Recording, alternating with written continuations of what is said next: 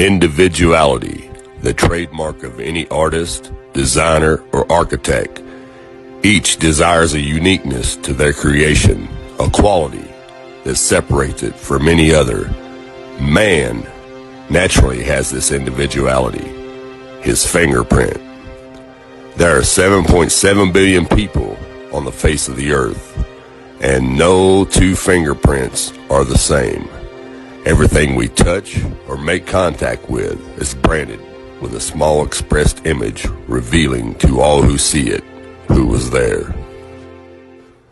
Around 1200 AD, a man named Leonardo Pisano, better known as Fibonacci, who was a famous mathematician from the Republic of Pisa, considered to be the most talented mathematician of the Middle Ages, Pisano discovered a sequence of numbers that created a very interesting pattern. The sequence begins with the numbers 1, 1, 2, 3, 5, 8, 13, 21, 34, and continues indefinitely.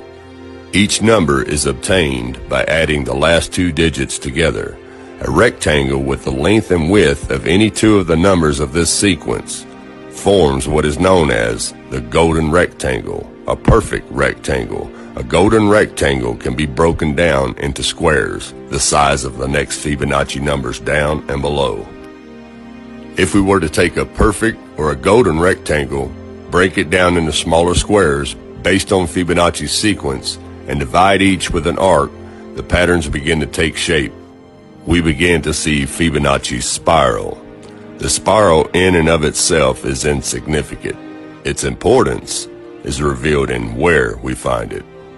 Take, for example, the sunflower. The display of its florets are in perfect spirals of 55, 34, and 21, the sequence of Fibonacci. The fruitlets of the pineapple create the same spiral based on the sequence. The pine cone does the same.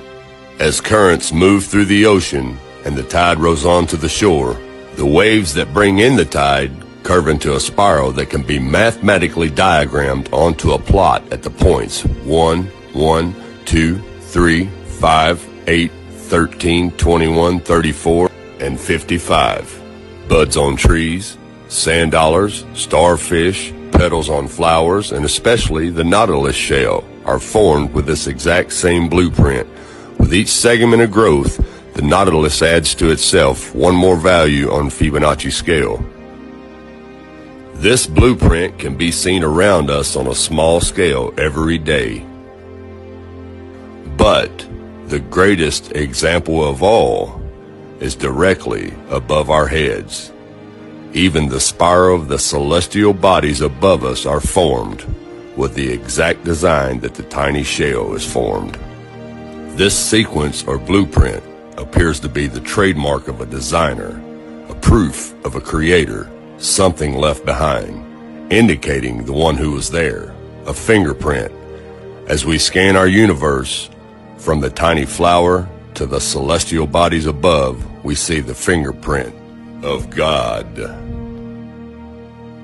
Now, this mathematical sequence was discovered in 1100 AD, and it's been hidden from us. They do not teach you this in public school. Now, I'm going to switch the camera around and show you how this works really quick. Okay, we start the sequence out with a simple rectangle, and then we make smaller rectangles within that rectangle.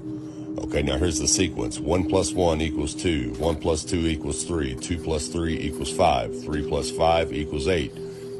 And the sequence can just continue on indefinitely. There's no end to it. We can just keep adding to it, and it just keeps growing larger and larger. 8 and 13 is 21. And you start your spiral going from the first number outward, and that is the Fibonacci sequence. And this simple little mathematical sequence proves that there's a creator. And there's a reason